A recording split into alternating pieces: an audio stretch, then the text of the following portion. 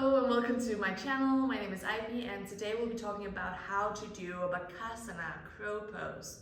Crow pose is one of those shapes and those poses that a lot of teachers they like to add into their sequence. Maybe it's doing the vinyasa or maybe it's in between flows because it makes the sequence a little bit more fun and playful. But as a student it can sometimes be quite frustrating not knowing how exactly to do the pose, and doing a vinyasa we don't really get that much time to actually explore. So that's what we'll be doing today. Whenever you're ready, meet me on your mat. Now, one of the most important things in crow pose is actually the positioning of your hands, because what's happening in crow pose in an arm balance is that we are in chaturanga arms and then having all of the weight in the hands while lifting the feet.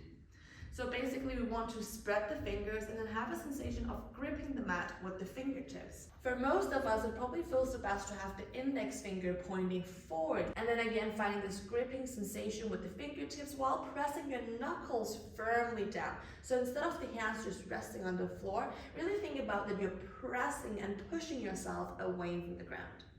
From here, having your knees on your arms, there's two options. It can either be straight on top of the arms, but it can also be a little bit more to the outside of the arms. This variation makes it possible to press into the arm and the arm back into the knee, which usually is a little bit easier. So if you've never done this before, I really highly recommend starting out like this. After we bring the hands to the floor and the knees to the arms, or wherever we want them to be, we want to begin to lean forward. As you lean forward, begin to bend the elbows. One thing that happens is that we begin to look backwards, but instead try to look straight down or maybe even a little bit more forward. From here, we need to find that pushing sensation through the hands as we begin to round through the spine. As you're rounding the spine, can you suck the belly in, engaging the core, but keep your chest gently lifting forward to make sure we don't fall. Now this is where we want all of the strength to be coming from, the hands, the rounding of the spine, and the gentle lifting forward. And then from here we lift one foot, maybe you stay there, maybe both feet. If both feet are on the floor, you might want to just stay for a few seconds, then bring the feet back down a few times.